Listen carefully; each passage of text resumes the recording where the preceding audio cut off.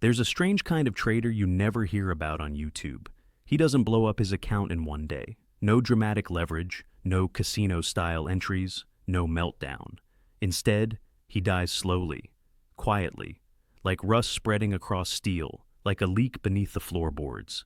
Every trade feels logical. Every loss feels explainable. Every mistake is someone else's fault. The setup, the news, the broker, the market.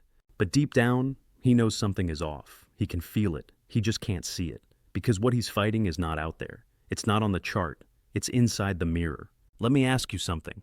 What if the person placing your trades isn't really you? What if it's your wounded ego, your childhood fears, your hunger to be seen, to be right, to be significant, all dressed up in technical analysis and risk management? What if your trading strategy is just a costume, and underneath it all, you've been making trades from the part of you that's still trying to survive? Welcome to Trading Psychology Stick. Before we dive into the depths of your trading mind, remember that what you're about to hear isn't financial advice. It's psychological insight. What you do with it is your choice and your responsibility. In this video, we're going into the one place most traders never dare to look, inside the mirror maze of their own mind. We'll expose the 15 psychological archetypes that secretly sabotage your decisions, drain your confidence, and keep you stuck in patterns that feel impossible to break. This isn't another strategy video. I won't teach you indicators. I won't sell you setups. I'll do something more dangerous. I'll introduce you to the only person responsible for every dollar you've ever lost and every win you couldn't hold on to. I'll show you the shadow behind the chart, and once you see him, you'll never be able to unsee him. By the end of this journey, you won't just understand trading better. You'll understand yourself, the real trader inside the terminal, the one who wins not by force, but by finally seeing the truth. Where you discover the problem isn't out there. Insight 1, the mirror maze. You think you're analyzing the market. You think you're spotting a pattern. You think you're using logic. But what if, without realizing it, every trade you place is just a reflection of something inside you? Your fear, your ego, your need to win, or your belief that you always lose. Picture this. You walk into a maze made entirely of mirrors. At first, you think it's about finding the way out. But after a while, you notice something strange. The walls aren't reflecting your full image, only pieces of you. One mirror shows your confidence. Another shows your anger. Another shows a child still seeking validation. You start to realize this maze isn't trying to trap you. It's trying to show you who you are and which parts of you are controlling your decisions. This is what every trading day is like. The charts become mirrors. The candles become reflections. And your trading terminal, it's the place where your inner world spills out into the market. I remember a trader who had everything dialed in. Risk management, entries, journaling, back testing, the whole checklist. But his P&L was flatlining, no consistency. He'd win big one week, then slowly bleed it all back. He blamed volatility. He blamed the news cycle. Until one day, in a moment of silence, he wrote in his journal, "What if I don't actually believe I deserve to win?" That sentence hit him like a freight train, not because it was dramatic, but because it was true. And that's what Jung meant when he said, "Until you make the unconscious conscious, it will direct your life, and you will call it fate." Most traders think they need better setups, but what they really need is a better self. Mark Douglas echoed the same thing in a different language. He said, "You don't trade the market, you trade your belief system. Every chart you see is filtered through your expectations, your trauma, your stories. That's why the same pattern gives you a different result every time. Because you are different every time. So ask yourself, when you open that chart, who is actually sitting at the desk? Is it the strategist, the gambler, the orphan, the perfectionist, the addict? Because if you never pause to ask that question, you'll just keep running through the maze, hoping a better system will save you when what you really need is a better mirror. But here's the thing. This is just the surface reflection. The real enemy isn't just your shadow. It's that he's invisible, and he's been trading in your name all along. Insight 2. The invisible enemy. Every trader thinks they're in control until they're not. Until they press buy on a setup that doesn't really match their rules. Until they triple their size on a random Tuesday. Until they skip journaling after a bad week. And when it all goes south, they say, "I don't know what happened." But deep down, they do. They just can't name it, because it's invisible. Here's the uncomfortable truth. Most people don't realize they have two traders inside them. The first is the one they want to be, disciplined, calm, logical. The second is the one they've spent their whole lives ignoring, the emotional one, the impulsive one, the one who's terrified of uncertainty, desperate for control, and constantly trying to avoid pain, the one who hates not knowing. Mark Douglas called this trader the emotional self. Carl Jung called him the unconscious shadow. It doesn't matter what you call him, because either way, he's been placing your trades when you're not looking. I know this enemy intimately. For years, I thought I was a disciplined trader. My analysis was sharp, my risk management solid. But every few months, like clockwork, I'd have a day where I'd lose 3 months of profits in 3 hours. And every time, I'd swear it was the last time, until it wasn't. It wasn't until I started tracking not just my trades, but my emotional state before each trade, that I saw the pattern. The invisible enemy showed up whenever I felt insignificant in my personal life. A fight with my partner, a rejection from a client, a comment from a friend. And suddenly, the market became my boxing ring, where I could prove I mattered. This is the invisible enemy, the part of you that hides beneath the logic, the fear of being wrong, the craving to feel safe, the need to recover a loss to prove you're not a loser. It doesn't show up in back tests. It shows up when real money's on the line. And here's the kicker. You can't outsmart him. You can't suppress him. Because what you resist persists. The only way out is through. Jung said, one does not become enlightened by imagining figures of light, but by making the darkness conscious. The same is true for trading. The more you deny your emotional patterns, the more they control you. So, the next time you feel the urge to just click the button, stop. Close your eyes and ask, who wants this trade? Is it my strategy or my fear? Quick test for you. When was the last time you traded against your own rules? If it was this week, you're not alone. Drop a comment below. Let's normalize the fact that we all have an invisible trader inside us. Because if you never learn to see the invisible trader inside you, he will keep trading in the dark with your money. And if that sounds concerning, wait until you meet the one who doesn't just sabotage you once, but does it on repeat, like a broken record you can't turn off. Insight 3. The loop of self-sabotage. There's a certain kind of pain that doesn't hit all at once. It doesn't scream. It whispers. It starts with a small loss, then a little revenge trade, then some self-justification, then a reset account, and then, quietly, without warning, you're right back where you started, again and again and again. It's like Groundhog Day, but instead of Bill Murray learning piano, it's your P&L learning new ways to disappoint you with the same old mistakes. That's the loop. And I lived in it for 2 years straight. Every Monday, I'd start fresh. New week, new mindset, new discipline. By Wednesday, I'd be over-leveraged. By Friday, I'd be journaling about how next week will be different. The pattern was so predictable, I could have traded it. Win, loss, revenge trade, regret, reset. Like a heartbeat monitor of a trader slowly dying. It doesn't matter how many strategies you learn, how many journals you fill, how many hours you spend backtesting. If there's a wound you haven't healed, it will find its way back into your execution, not just once, but until you finally face it. I remember working with a trader named Eli. He was obsessed with control. His setups were exact to the pip. His risk was always 1%. His journals were color-coded. But every few weeks, without fail, he'd have one catastrophic blow-up trade. And every time, he swore it wouldn't happen again. Until it did. One day, during a coaching call, I asked him to walk me through what happened right before his biggest losing trade. He paused, then laughed nervously.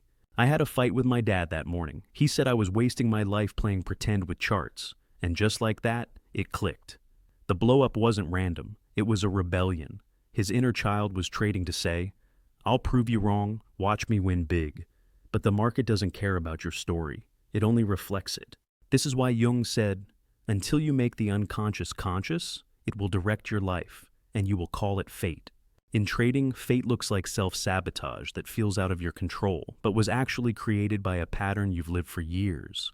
Mark Douglas put it simply, we live in a loop of expectation, disappointment, and emotional reinforcement until we rewrite the code. So, how do you break the loop? You don't fight it. You observe it. You map it. You name the moment when your state shifts, when you go from logical to reactive, from present to triggered, from trader to child. Every loop starts with a feeling. a twitch, a voice, a need to get it back or get it over with. That's your signal, not to trade, but to stop trading. Because here's the scary part. The longer the loop goes unbroken, the more it becomes your identity. And once that happens, even success feels wrong, and you'll unconsciously give it back. But there's hope, because if you can name your loop, you can step outside of it. And when you step outside of it, you'll see who's really been running the show. You might think it's just a bad habit, but what if it's something deeper? What if it's your shadow stepping into the light? Insight 4, the shadow trader. There's a moment right before disaster where everything goes quiet. You see the chart clearly. You know the setup isn't there. You feel the risk is too high. Your rational mind whispers, don't do it. But then, click, that wasn't you. Not the you that journals, studies, practices. That was someone else. A version of you that lives in the shadows, that watches silently as you pretend to be in control. And in that moment, when fear spikes or greed flares, he takes over. Carl Jung called this part of us the shadow, the collection of traits we suppress, deny, or are too ashamed to admit. The impulsive, the arrogant, the insecure, the desperate. Most traders think they're logical machines, but they've just never met their shadow in the heat of live execution. Consider the case of a trader I worked with who had a PhD in mathematics, absolute genius, built a profitable algo, managed funds, seemed bulletproof. But once a month, he'd blow 5 figures in a single session. Every time, he said the same thing. I don't know what came over me. But the truth was, it didn't come over him. It came from within him. A part he never allowed to exist until it seized control of the mouse. Your shadow doesn't care about your plan.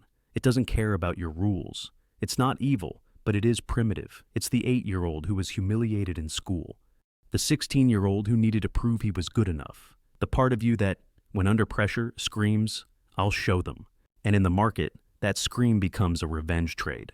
Here's the paradox. The more you try to suppress your shadow, the stronger it gets. It waits in the background, silent, patient, until the perfect moment to act.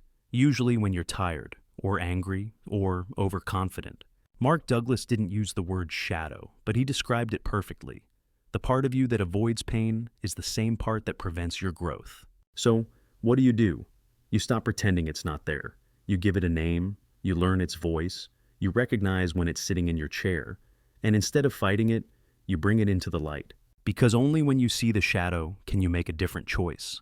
Only then does the market stop being a battlefield and become a mirror. Pause here for a moment. Think about your worst trading day. Can you identify which version of you was actually clicking the buttons? Was it the professional, or was it someone much younger, much more desperate? And once you've seen this shadow, you'll realize it's not just reactive, it's hungry. Hungry for validation, for thrill, for dopamine. Which brings us to an addiction most traders never talk about. Insight 5, the dopamine gamble. The first time you win big, something happens inside your brain. A chemical flash. A spike of dopamine so pure it lights up your nervous system like fireworks. And just like that, you're hooked. But not on money, not on strategy, on that feeling. You start chasing it. Every trade becomes a ticket. Every setup a slot machine. And without realizing it, you've crossed an invisible line, from trading into gambling. This doesn't happen with fanfare. It happens quietly. You're still using indicators, still managing risk. But something subtle has changed. You're no longer trading to build wealth. You're trading to feel something. Picture a trader, I'll call Jonah. His strategy was solid, his equity curve steady. But one day, he hit a massive win on a gut-feeling trade. It wasn't in his plan. It broke his rules, but it paid. Big. And that day changed everything, because now no win felt big enough unless it matched that one. He became erratic, over-leveraged, hyperactive. He wasn't trading anymore, he was chasing a chemical ghost. Jonah didn't need more discipline. He needed detox. See, dopamine isn't bad. It's biology. It's what motivates us. But unchecked, it becomes a silent addiction. And markets, they're the perfect supplier. Instant, endless, and emotion-driven. Mark Douglas wrote, "When you start expecting the market to make you feel good, you surrender your edge. Because now, you're not following logic. You're hunting highs. And every loss feels like withdrawal. This is where your shadow whispers. Double the lot size. You're due for a win. Just one more. And like any addict, you justify. You lie to yourself. You call it confidence. You call it instinct, but deep down, you're just trying to recreate a feeling that the market gave you once and has been taking from you ever since. Jung would say, this is the unconscious seeking wholeness in the wrong place. You're looking for internal validation from an external, chaotic force. And the market was never built to love you. It doesn't know your name. So, how do you break the loop? You stop trading for the hit. You trade to observe. You rewire the win, not as a thrill, but as a neutral data point. You reframe the loss, not as punishment, but as feedback. We've awakened to 5 uncomfortable truths. The mirror maze shows us we're trading our internal world. The invisible enemy reveals our unconscious patterns. The loop exposes our repetitive self-destruction. The shadow introduces us to our hidden self. And the dopamine gamble shows us our chemical addiction. Take a moment, breathe. Which pattern felt most familiar? That's where your journey of transformation begins. And when you start to see the game for what it is, the grip loosens. Because underneath the craving isn't just greed, it's a deeper wound. The longing to feel seen, to feel worthy. Which leads us into Act 2, where we'll confront the roots of these patterns, where you face the roots of your trading wounds. Insight 6, the inner child's trade. There's a kind of loss that has nothing to do with money, but hurts 10 times more. It's the moment you cut a winning trade too early, not because of a signal, not because of logic, but because something inside you whispered, you don't deserve this. So you click, you exit. And later, as price soars exactly where you predicted, you feel it. Not just regret, but shame. This isn't a strategy flaw. It's not a risk issue. It's something much deeper. It's your inner child, trading for love. You see, many of us didn't grow up being validated for who we were. We were praised when we performed, when we won, when we pleased. So we learned, my value comes from results. And if I win, I matter. If I lose, I disappear. Now fast forward to adulthood and enter trading, a game where every P&L tick feels like a verdict on your worth. You think you're trading setups, but what you're really trading is approval. I once worked with a trader named Lena, brilliant, methodical, but her biggest issue? She could never hold a winner. She always exited too early, not because of fear, but because she said, I start feeling guilty when I'm right. Her father, a strict military man, used to say, don't get cocky. So every time she made money, that voice came back. Her trades weren't about profit. They were about permission. Carl Jung taught that the inner child isn't childish. It's the most vulnerable part of our psyche. It carries the wounds of rejection, abandonment, and neglect. And when it takes the wheel during trading, it's not trying to win. It's trying to be loved, or at the very least, not punished.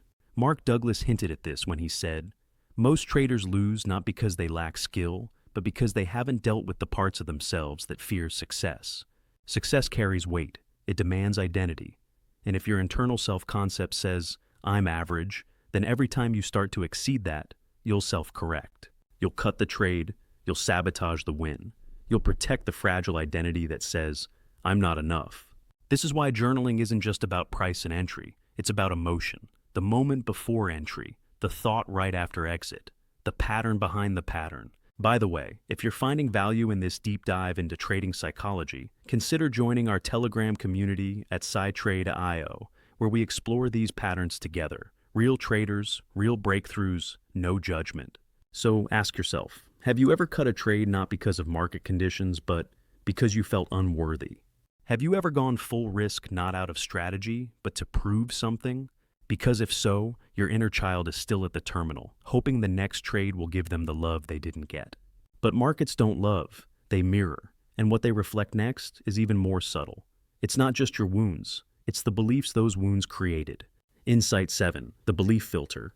2 traders walk into the same chart, same time frame, same candle. One sees a breakout, the other sees a trap.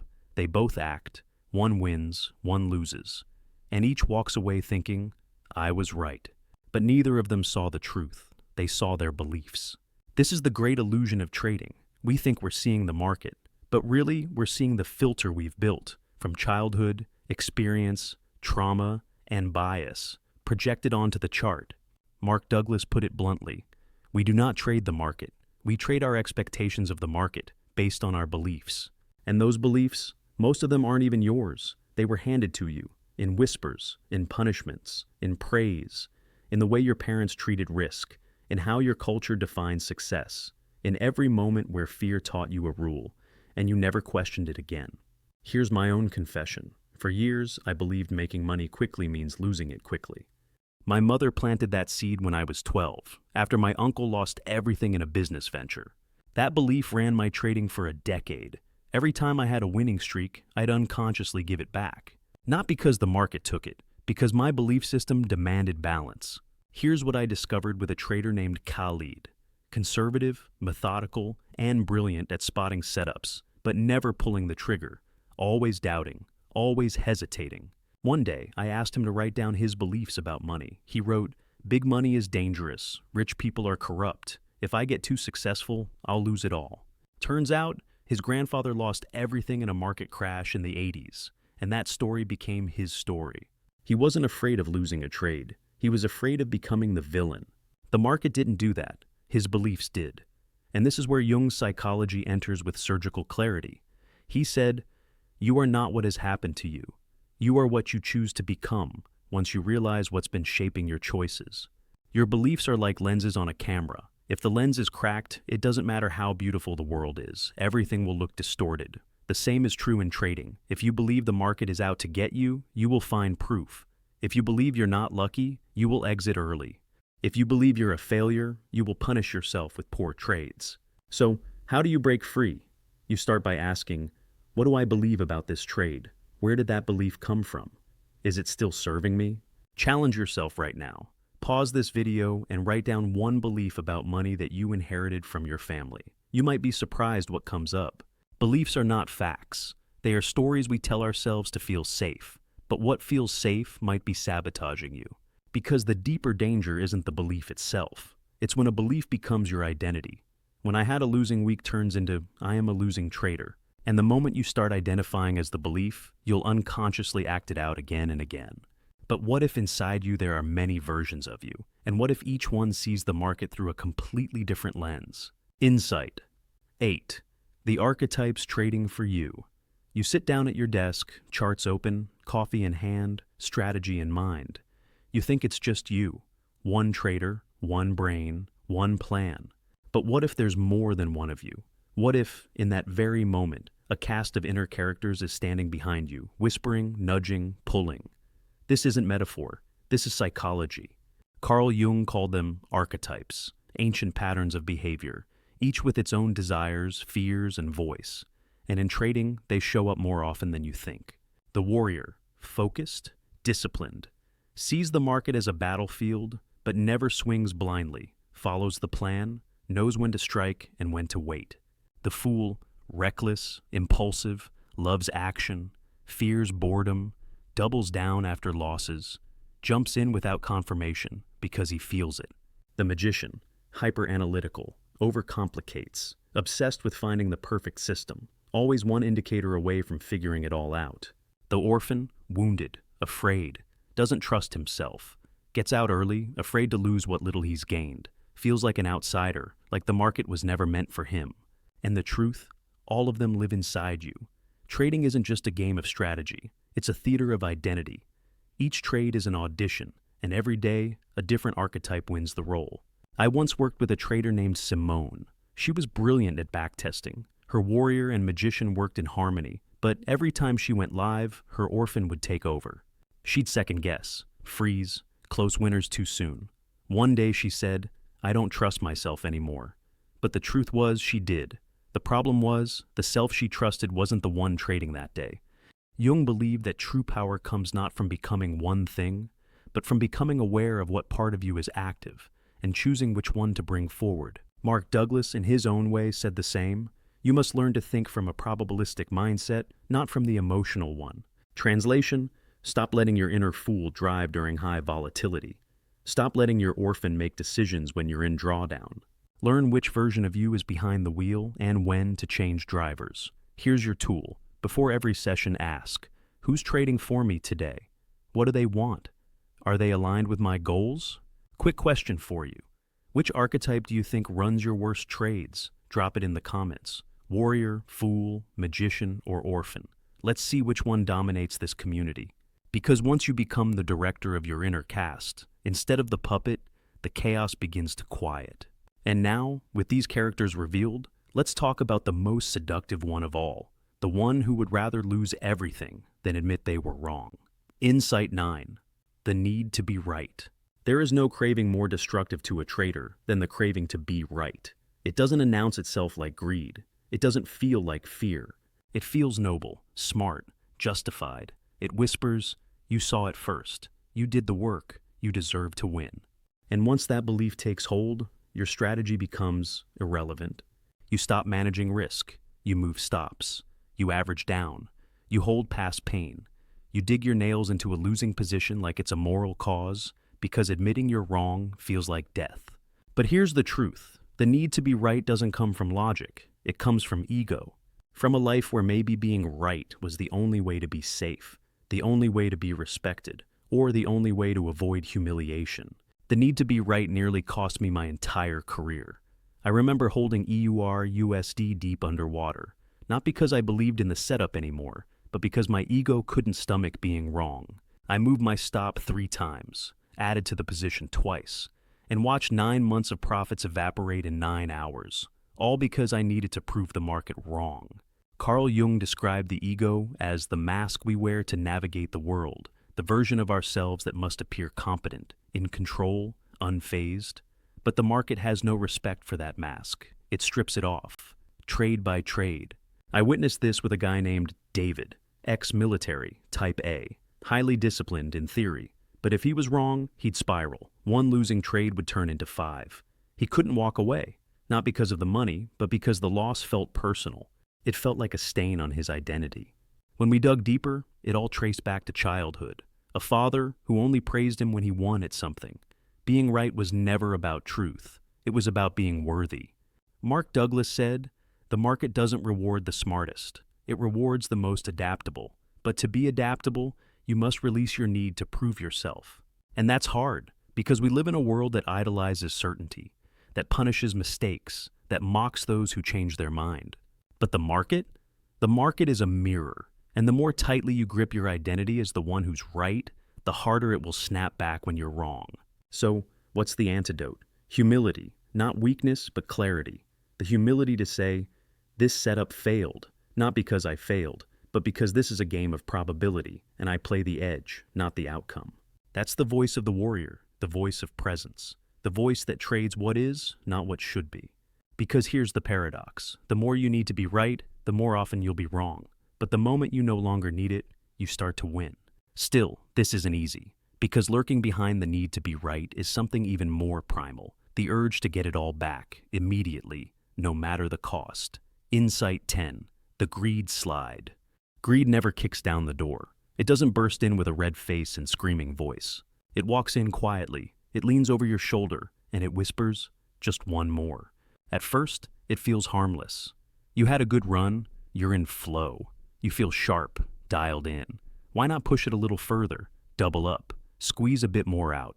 You've earned it. But that's the moment the slide begins, and it's almost invisible. The first time, it works. You catch a bonus move. Confidence swells. Not confidence in the market, but in your control over it. And the shadow smiles. Because greed isn't about money, it's about identity inflation. You start thinking the market owes you, that you're in sync, that you can feel where it's going. And then comes the slip. You re-enter on a weak signal. You ignore your rules. You chase the next win like a high. But this time, the market doesn't give it. You lose. You hesitate. You want it back. You double down. And now, the slope steepens. You're no longer trading. You're sliding. Jung warned, where wisdom reigns, there is no conflict between thinking and feeling. But greed collapses that balance. It dissolves wisdom. It hijacks emotion. And it convinces you that this one trade will fix everything. Here's a pattern I noticed with a trader named Neil. Calm, precise. He would wait days for perfect setups, but every time he hit 3 wins in a row, he unraveled. He'd go from sniper to spray and pray in a single session. When we traced it back, we found a pattern. Every big win in his life was followed by a bigger loss. His subconscious had linked success with punishment, so greed wasn't his drive, it was his trap. Mark Douglas explained it like this. When your profits trigger your euphoria, your rationality dissolves. Because greed doesn't start with wanting more, it starts with feeling not enough.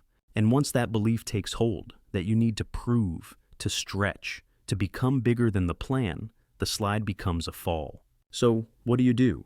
You learn to celebrate neutrality. You ritualize exits. You stop trading when your plan ends, not your feeling. You honor the edge, not the ego. We've confronted the deepest roots of our trading wounds, the inner child seeking love through P&L, the belief filters distorting our vision, the archetypes battling for control, the ego's need to be right, and greed's seductive slide. These aren't just trading problems. They're human problems, playing out on charts. Share this with your trading community. Sometimes the best gift you can give another trader is the mirror they need to see themselves clearly, because the market doesn't reward those who want more. It rewards those who can walk away. But walking away takes something most traders never master: peace with the one thing the market guarantees: uncertainty. Which brings us to Act 3, where transformation becomes possible, where you learn to heal and transcend. Insight 11. The uncertainty master. Most people come to the market seeking clarity. They want signals, confirmations, confluence, certainty. But the paradox is brutal. The more you seek certainty in trading, the more you suffer. Because this game is built on uncertainty, on probabilities, on randomness. And the ones who win long-term are not the ones who predict best. They are the ones who dance with the unknown. To become a master trader, you must become a master of uncertainty. This doesn't mean you become reckless. It means you become calm, steady, non-attached. You learn to stand in the middle of the storm and not flinch. Consider a trader named Suki. She was sharp, structured. Her analysis was top tier, but every time her trade went slightly against her, she'd panic, overmanage, exit too soon. Because beneath all the knowledge was one deep-rooted fear. What if I'm wrong? And that fear consumed her. Until one day, after a long period of journaling, she wrote, "I'm not afraid of losing money. I'm afraid of not knowing." That changed everything. Carl Jung said, "Neurosis is always a substitute for legitimate suffering." In trading, our neurosis shows up as over-control, over-analysis, jumping time frames, adding indicators. Because deep down, we're avoiding the legitimate suffering of not knowing. We hate the void. But here's the twist. When you embrace the void, when you accept that the future cannot be controlled, you become untouchable. Mark Douglas built his entire trading philosophy on this. You must operate from a mindset that expects nothing and accepts everything. This is the uncertainty master. She places the trade, she sizes for the risk, and then she lets go. Not because she doesn't care, but because she's trained herself to accept that anything can happen, and she'll be okay either way. She is no longer emotionally entangled with outcome. And that's when the paradox reveals itself. The moment you stop needing certainty, you begin to see clearly. The charts simplify, the pressure fades, the decisions become light. Because trading from presence is always more powerful than trading from prediction. So, here's a question. What if you stopped trying to be right and started trying to be free? Because real freedom doesn't come from winning every trade. It comes from not needing to. And that kind of freedom starts with reflection. Which brings us to your most underused trading tool. Not an indicator, not a mentor, but something much more intimate. Insight 12. The journal as mirror. Most traders think of journaling as homework, a chore, a box to tick. They log entries like machines. Entry, exit, result, numbers, screenshots. Most trading journals look like a robot's diary. Bought ER, USD, stopped out. The end. Riveting stuff. That's not a journal. That's a spreadsheet with emotions amputated. But the real purpose of a trading journal is not to track the market. It's to track yourself. Because every trade you place is a window into your internal state, your hopes, your fears, your beliefs. And the journal is the only place that can catch them before they vanish into memory's blur. Carl Jung said, "Until you make the unconscious conscious, it will rule your life." The trading journal is your flashlight, your mirror, your portal into the invisible decisions that sabotage your account again and again. I met a trader named Lucas, analytical, strategic. Every trade had a reason, but still, his results were inconsistent. When he started real journaling, not just logs, but reflections, a pattern emerged. On days when he felt lonely, his risk tolerance doubled. He wasn't trading setups, he was trading emotion. The chart was a surrogate for connection.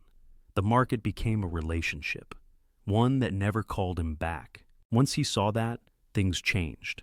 Because here's the truth. The market will show you your shadow, but the journal is where you meet it. So, how do you journal like a mirror? Start with these questions after every trade. What did I feel right before I entered? Was I trying to win or avoid something? Did this trade align with my plan or my emotional state? What belief was driving me at that moment? Then zoom out weekly, monthly, look for patterns, not in price action, but in you. Because trading is rarely a strategy problem. It's a state problem, and states repeat unless observed. Mark Douglas echoed this. Consistency is a function of state of mind, but most traders don't track that state. They track setups. They forget the human behind the click. But when you start writing like this, honestly, vulnerably, your trading transforms. The journal becomes your mentor. It tells you when the child is trading, when the ego is inflated, when fear is whispering louder than facts. Challenge for you. For the next week, add one line to your journal after each trade. Who was I when I placed this trade? Just that. Watch what emerges. And with enough pages, a new voice emerges. One that's clearer, wiser, less reactive. Because when the mirror becomes sharp enough, it doesn't just reflect who you are, it reflects who you could be. And that's when something powerful shifts. You're no longer trying to fight the market. You're no longer trying to fix yourself. You're simply watching from a place of stillness, from what we're about to explore next. Insight 12.5. The Alchemist Transformation. Between the wounded trader and the zero-point master, there exists another archetype, one that most traders never discover because they're too busy trying to leap from broken to perfect. The Alchemist. The Alchemist isn't free from fear, greed, or ego. She feels them all, but instead of being controlled by them, she's learned the ancient art of transmutation. She turns lead into gold, pain into wisdom, losses into lessons, emotions into information. Where the fool sees a losing trade and spirals into revenge, the alchemist sees data about her psychology. Where the orphan cuts winners early from unworthiness, the alchemist notices the pattern and adjusts. Where the shadow takes control, the alchemist observes, names it, and chooses differently. This isn't suppression, it's transformation. I discovered this archetype in my own journey, in that difficult space between awareness and mastery. For months, I could see my patterns clearly. My journal was full of insights, but I still couldn't stop repeating them. The gap between knowing and doing felt infinite, until I stopped trying to eliminate my shadows and started alchemizing them. When greed whispered one more trade, I'd acknowledge it. I see you, greed. You're here because I feel incomplete. Thank you for showing me that. Then I'd close my platform. When fear screamed, "Get out now," I'd pause. I hear you, fear. You're trying to protect me from pain. But is this real danger or old trauma? The alchemist doesn't fight the inner voices. She listens, learns, and transforms their energy into wisdom. Jung called this process individuation, the integration of all parts of the self. Not elimination, not perfection, integration. The market becomes her laboratory. Each trade, an experiment, each emotion, raw material for transformation. This is the bridge between wounded and whole, between unconscious and awakened, between who you are and who you're becoming. The alchemist knows a secret. You don't need to be perfect to be profitable. You just need to be conscious. And consciousness, applied consistently, is the philosopher's stone of trading. Insight 13. The 3-trade identity rule. If I could only see 3 of your trades, I could tell you who you are, not who you think you are, not the disciplined persona you post online, but the real trader behind the terminal, the one who shows up when the plan falls apart, when uncertainty hits, when money's on the line and emotions boil over. Because in just 3 trades, the truth leaks out. The first trade shows how you prepare. Did you enter with clarity? Were you reacting to FOMO or executing a plan? The second trade shows how you respond. Did you follow your system after a win or chase euphoria? Did you revenge after a loss? Did you pause or spiral? And the third trade, the most honest of all, shows how you recover. Did you trade from grounded presence? Or from a fractured mind trying to regain control? These 3 trades don't lie. Because trading is never about one decision. It's about the pattern of self that unfolds when tension rises.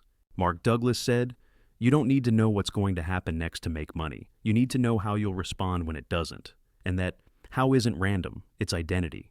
Carl Jung believed that we each carry a persona, the the face we show the world, and a true self buried beneath layers of conditioning. In trading, the persona is the rational analyst, the backtester, the checklist builder. But the true self is who clicks the button. And when those two selves don't align, chaos follows. Here's what I discovered with a trader named Brielle. Brilliant on paper, rigid rules, elegant systems. But her 3-trade pattern revealed something else. Every third trade after a loss, she over-leveraged. Why?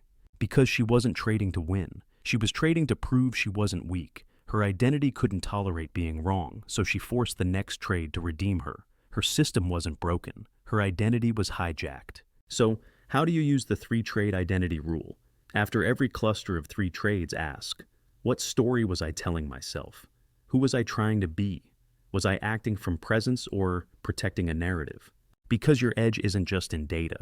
It's in knowing yourself so well that nothing can trick you into betraying who you really are. The market can't be controlled, but you can be understood.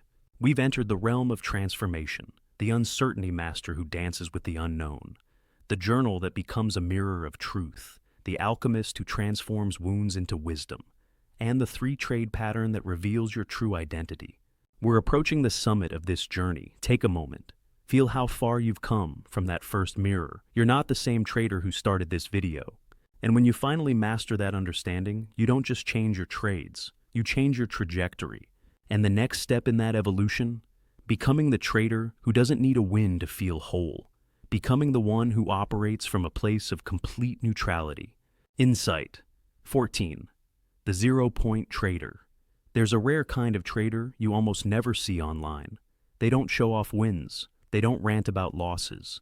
They don't need to call tops or bottoms.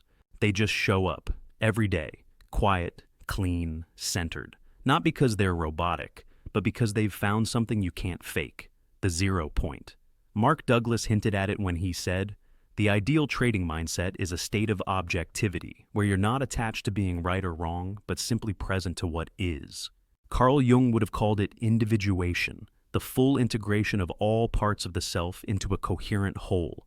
No more inner conflict, no more shadow puppeting your trades. Just clarity, just calm. The 0-point trader doesn't trade to win. They trade to express alignment. Every click is intentional. Every setup is an extension of inner order. They've made peace with uncertainty. They've danced with greed, fear, ego, and desire, and survived. They no longer fight them. They know them. And through that knowing, they transcend them. I met one of these traders. His P&L wasn't the highest, but his equity curve looked like a smooth river. Years of consistency. No drama. I asked him once how he avoided tilt. He smiled and said, I don't avoid it, I just don't feed it. His secret? Every morning, before he opens a chart, he does nothing. He sits, he breathes, he returns to 0. To that still place where nothing is required, nothing is forced, and no part of him needs to prove anything. And from that place, trading becomes effortless. Not emotionless, but integrated. It's not that he doesn't feel the impulse to chase, to revenge, to over-leverage. It's that he sees the impulse and lets it pass, because he no longer identifies with the part of himself that needs to win to feel worthy. This is the final evolution of the trader, not mastery of markets, but mastery of self, not control over price, but presence through all conditions, not the suppression of emotion, but the transmutation of emotion into clarity. When you reach 0 point, you realize something radical. I am not my trades. I am not my balance. I am not my last win or loss. I am the stillness between the candles. And from that stillness comes power. Because now, you don't chase opportunity. You become the kind of person that opportunity flows to. And that's when the mirror maze ends. Because you are no longer lost in reflections. You are the one who's finally awake. Become the 0-point trader. If you've made it this far, something in you already knows. This journey was never just about charts, never just about money. It was always about the mirror. You've seen yourself now, in the FOMO, in the loop, in the whisper of your shadow. You've met your inner child trading for love. You've seen the archetypes, the gambler, the orphan, the fool, and most of all, you've tasted what's possible when you operate from the 0 point. Now, it's time to bring that to life. So here's what you do next. Step 1. Journal your last 3 trades, not just the outcomes, but the identity behind them. Who was trading? What belief was running the show? Step 2. For the next 5 sessions, before you trade, sit in silence. No charts, no data. Just ask, what version of me is about to step in? Write it down. Step 3. After your next big win or your next painful loss, resist the urge to react. Instead, go to your journal. Let the emotion speak. Turn confusion into clarity. Turn pain into pattern. Step 4. Leave a comment below. What's your shadow as a trader? Is it the need to be right, the fear of missing out, the drive to redeem your worth through wins? Say it out loud. Type it. Claim it.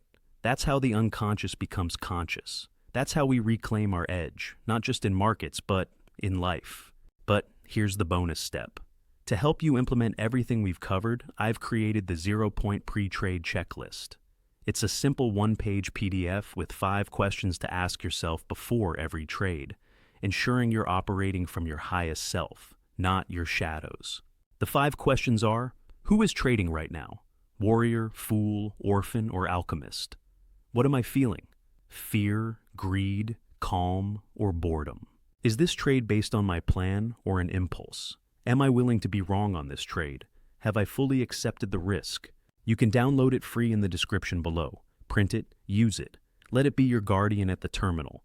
This channel isn't here to give you signals. It's here to build a mirror so sharp, you can finally see the parts of you that have been placing trades in secret. Because the real edge isn't the strategy, it's the state. And the most powerful state is 0 point. Still, present, whole. So remember this, you don't need to be fearless. You just need to be aware. You don't need to predict. You just need to listen. You don't need to win to prove something. You already are enough. Now go trade like it. End of journey. You've traveled through 15 insights, 3 acts, and countless mirrors. You've met your shadows, confronted your wounds, and glimpsed your potential. The question now isn't whether you understand. It's whether you'll act. Will you remain the trader dying slowly like rust? Or will you step into the light of consciousness? The market is waiting, but more importantly, your true self is waiting. Welcome home, trader. Welcome to the beginning.